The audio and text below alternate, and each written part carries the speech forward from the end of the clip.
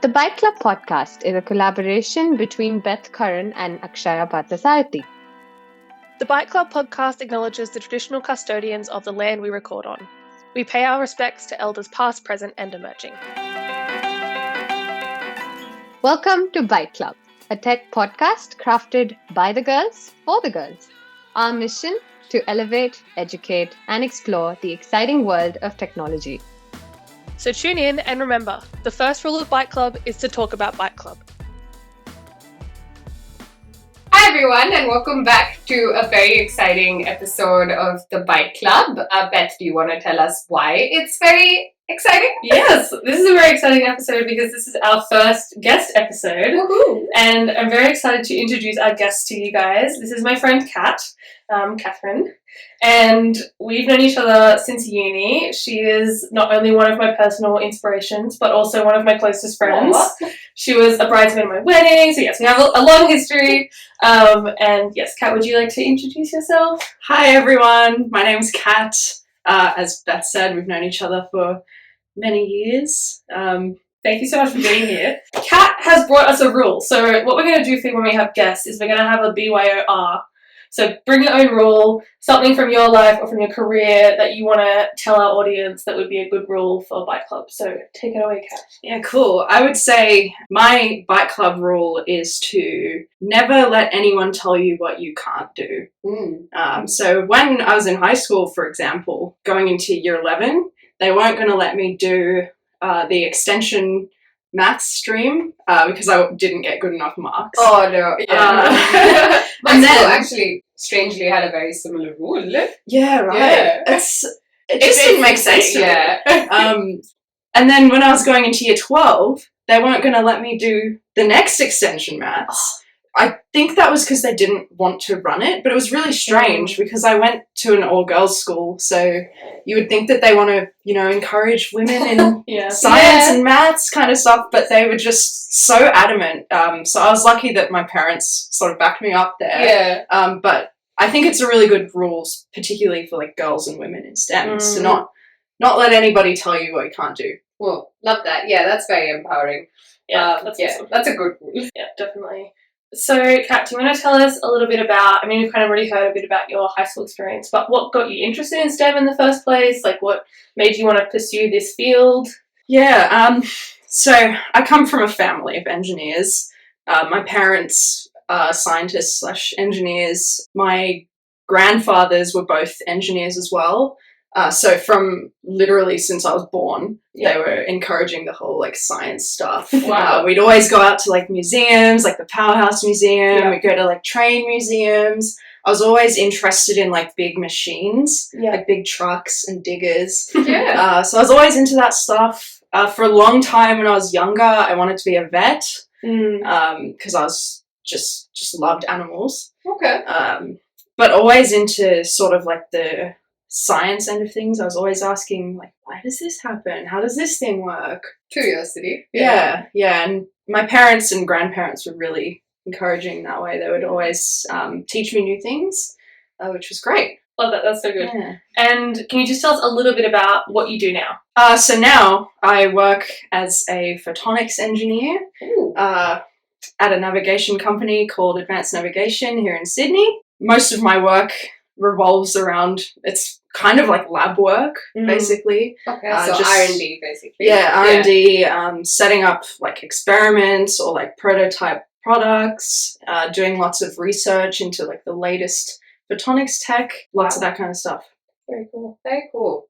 So photonics engineer, can you tell us a bit more about what it takes to become a photonics engineer? So what was your background in uni or a master's, and just more details on that? Yeah, so for undergrad where I met Beth, I studied a Bachelor of Science, major in physics, so most of my coursework was around sort of like fundamental physics, and then kind of specialized into like optics and a little bit of quantum, a little bit of materials physics, but at that point I wasn't really sure what I wanted to do. I just knew I liked optics and like material physics kind of stuff. So when I finished my bachelor's, I decided I wanted to go into a master's. Okay. At the time, I wanted to get into research, but we'll get to that at the end. Okay. So I then moved to Canberra to study a Master of Science in Precision Measurement and Instrumentation at the ANU, which was really great. They had a lot of optics, photonics kind of coursework. There was actually a really good course about like prototyping, which kind of like prepares you for industry, which was awesome. And then I did a research project for my master's thesis with the gravitational wave group.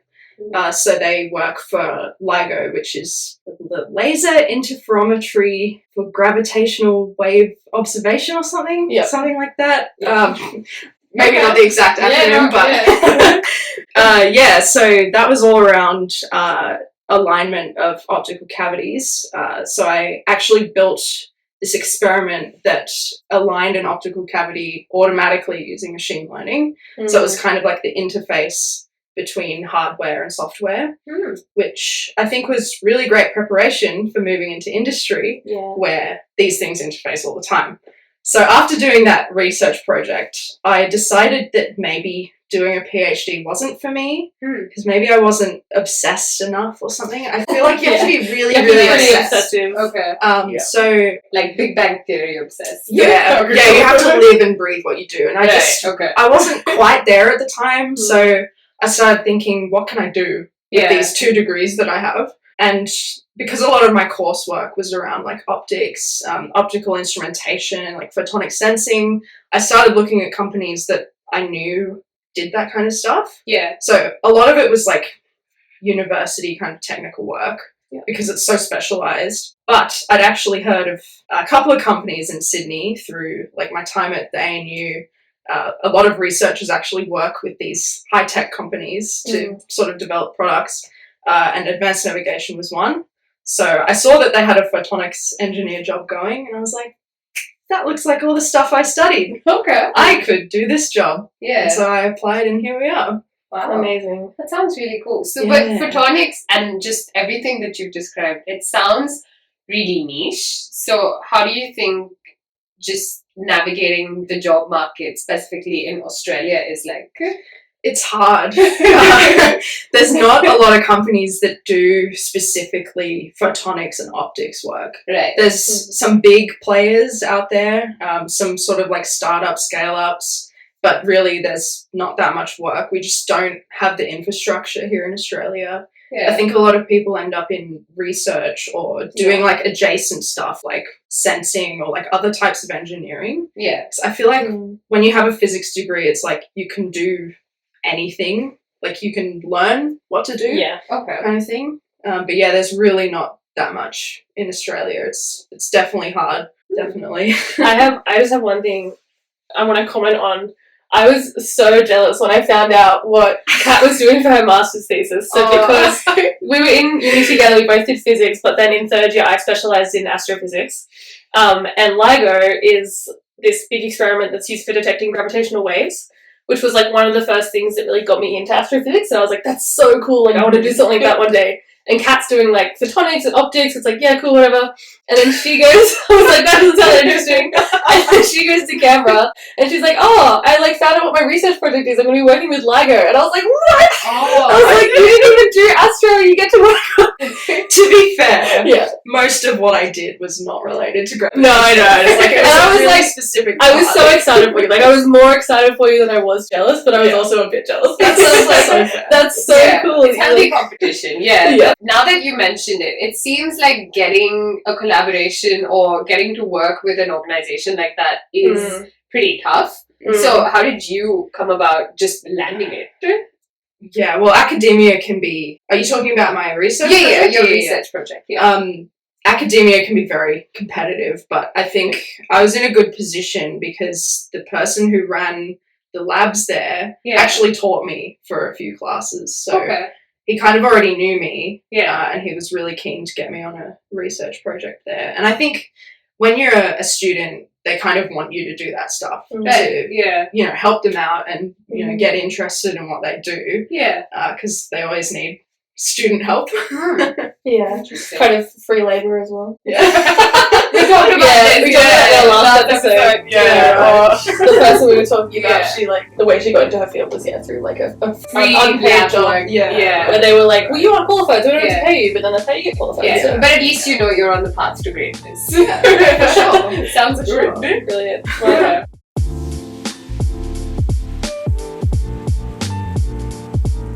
Alright, so on Byte Club, as you know, Kat, we've had the tradition of trying to break down really complex concepts into teachable, small, bite-sized pieces of information, as I like to call.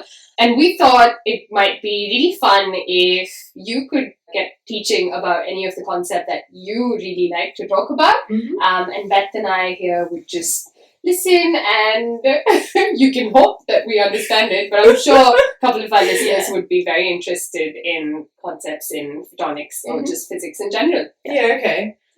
So one of the things I work primarily with is a concept called interferometry, specifically optical interferometry. Maybe we'll start with a more intuitive way to think about it. So ocean waves.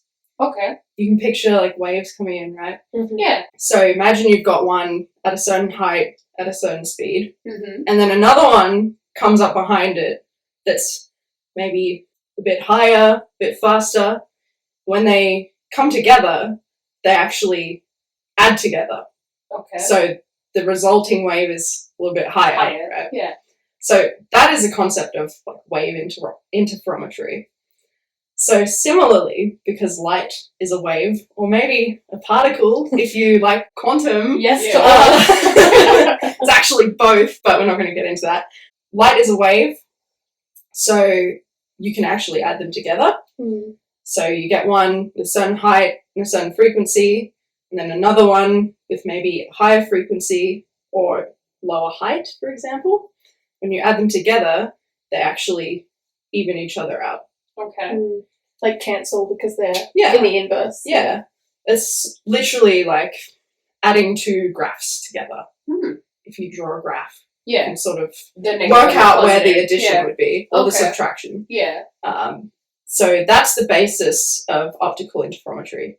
And you might ask, why? Yeah. Why would you care about that? So it's used in a lot of instrumentation because it can measure really, really precise quantities. A really good example is actually LIGO, where they're using optical interferometry, so the addition of light waves, to detect really, really tiny changes in distance.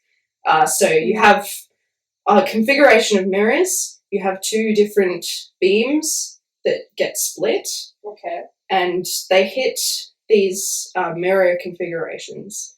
Now, when there's no movement, no gravitational wave, the light rays will hit the mirrors, get reflected back, and arrive back at the split point at the same time, which will mean nothing about the wave has changed. So they'll just add back together, and you'll get a certain power result at the end. So then you detect that power, and you're like, cool, this is what my baseline power looks like. However, when they go out and they hit the mirror, if a gravitational wave comes by, just a note, these arms of LIGO are massive. They're 4 kilometers long. Okay. So the gravitational wave will hit one mirror first, and it actually moves it by a really, really tiny amount. Minuscule amount. 10 to the minus 12 meters. Yeah. So this mirror will move forward, for example, and the light ray will get reflected back before the other arm does. Okay. So then this light wave will actually arrive sooner at the split point than this wave. So it won't come back at the same time. Yeah. So you can imagine, say, a sine wave. Yeah. One of them's arriving slightly sooner, which will mean they're slightly out of phase with each other. Yeah. So on the graph, they don't line up completely, which will mean your net result is slightly less than when they both arrived at the same time. So you'll actually see a power drop when you detect the light. Okay. So then you can say, oh, cool, that means one of my mirrors got moved. which means there was a gravitational wave.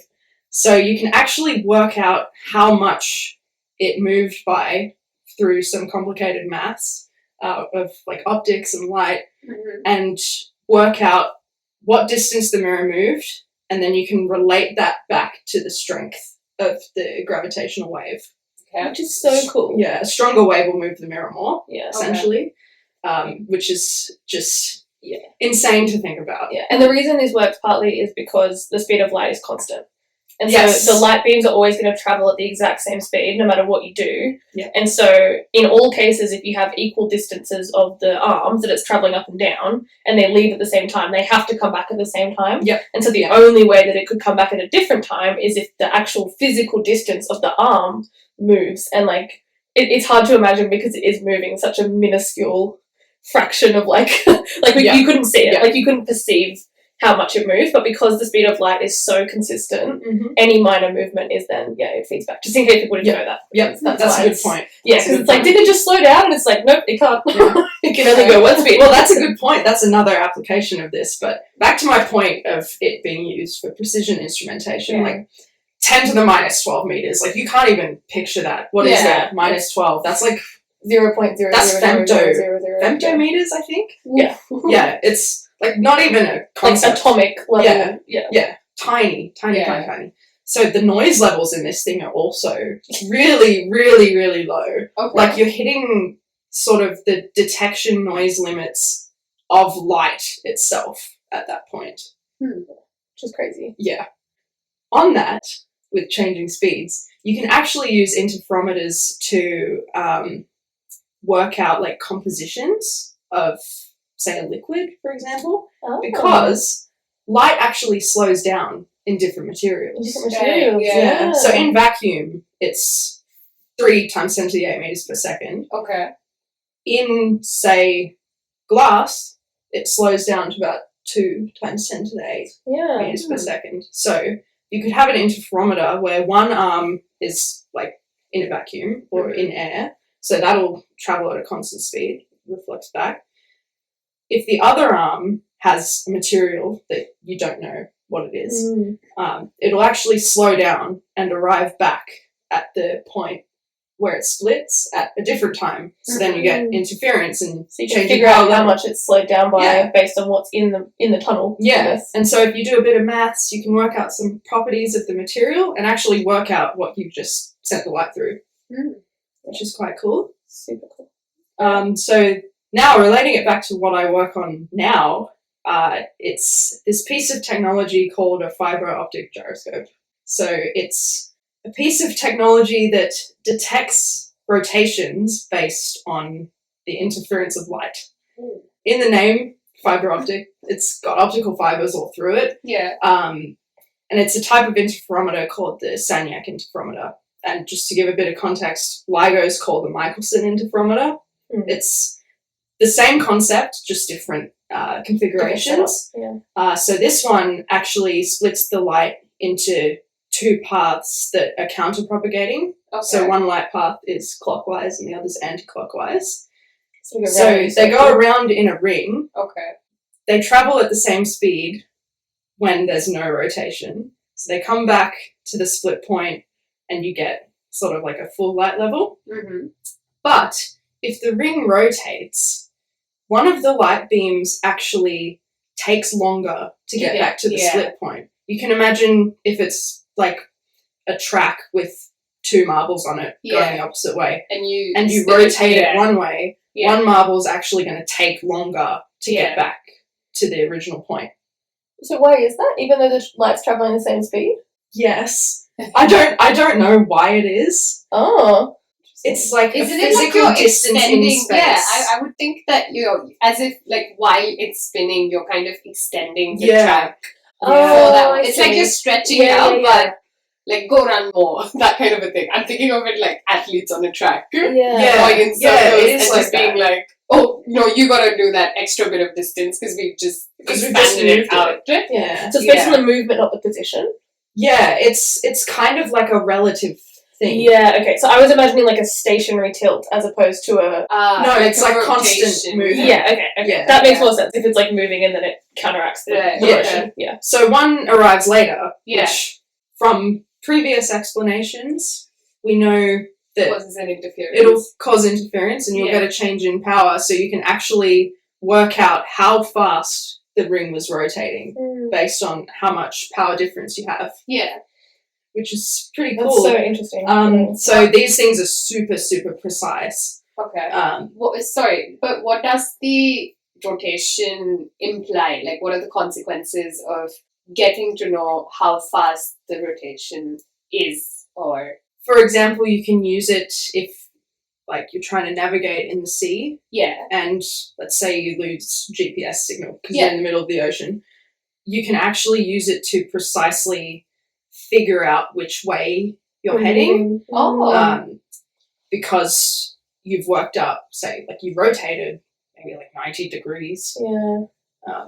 So it's like super precise detection of movement. Yeah. If it's like, so I'm assuming it works like a regular gyroscope in terms of where like the frame is attached to whatever you're in. So say if you're like in a boat, the frame is like bolted into the boat itself, and then the thing that's inside is what will move as the ship moves, and so that's what gives you the change. It's really interesting because the fiber optic gyroscope doesn't have any moving parts. So the whole thing is stationary. Oh. And you're rotating, so the thing is bolted onto the ship, for example, and as the ship is moves, just the movement of the ship.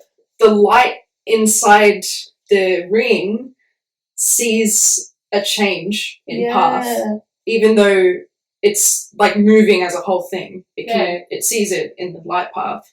Yeah, so it follows the gyroscope follows the path of the boat as opposed to like a regular gyroscope where it corrects itself for the path. Yeah. And then you get that difference. Yeah. But for this one, it's like the whole thing just moves with the vehicle, and then you get those changes in velocity based on how fast you're moving. Yeah, that's a really big bonus of fiber optic gyroscopes as a product. Because, it's not a moving part. Yeah, it's not a moving part.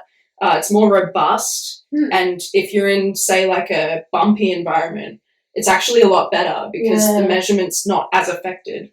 Well, yeah, and you could conceivably like put it in super high protection, like a big box of steel, and like have it like you don't need it to be accessible because it's feeding that data out, right? Like, and so unlike with a physical gyroscope, you don't need to the measurement have the physical thing like configured.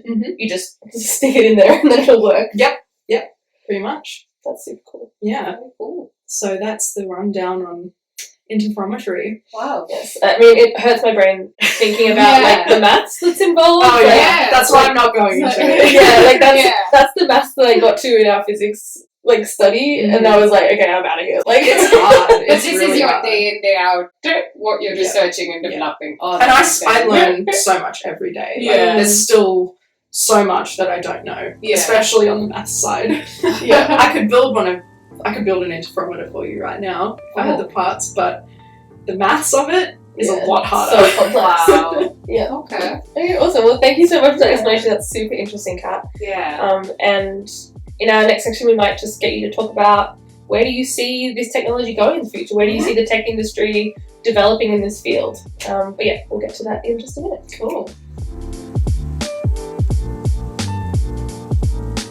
All right. So, Kat, thank you so much for teaching us a bit about interferometry.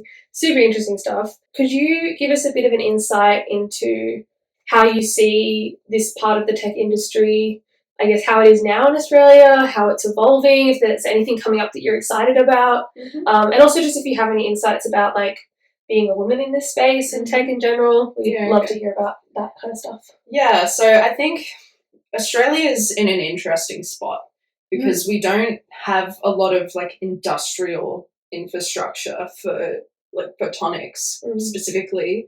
I think there's a lot of really amazing research going on in the universities, but I feel like ever since COVID specifically, there's been a real push to get sort of like manufacturing and like larger scale research or like industrial research done in Australia, so we're not sort of relying on other countries. Trade that can stop at any second. Yeah, exactly. I think it's really important to establish this stuff in Australia.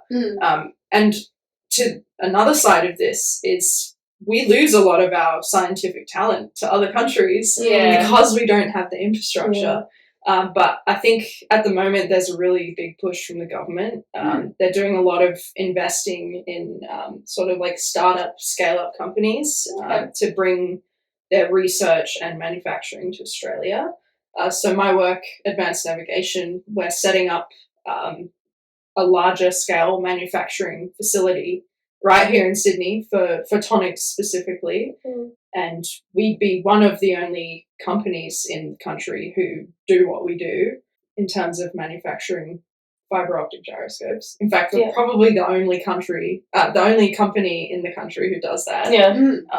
Which is pretty amazing. So I think photonics has a lot of potential coming up in Australian industry, and defence is quite interested in it as well for the precision sensing side of it all. I think the government's really, really interested in it.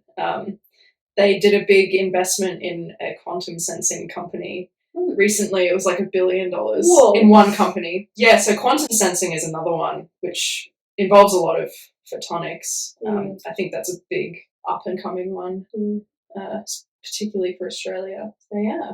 So the applications are quite diverse then. I mean, you can see it across from navigation, which is pretty much everyday things, to defense. And like space travel?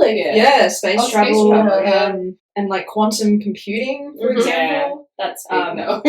That'd be good for you guys with your with data processing. I know. So that's another, I think, interest, because I vaguely remember you mentioned machine learning was also an important aspect in your thesis. Yeah. So it's again, like we're all connecting. We're all just involved with one another. Yeah. That's pretty cool stuff. It's good. Yeah. Well, to finish up, do you have any kind of advice or encouragements or anything like that for other women in tech or young women who want to get into tech or aspiring physicists, anything like that?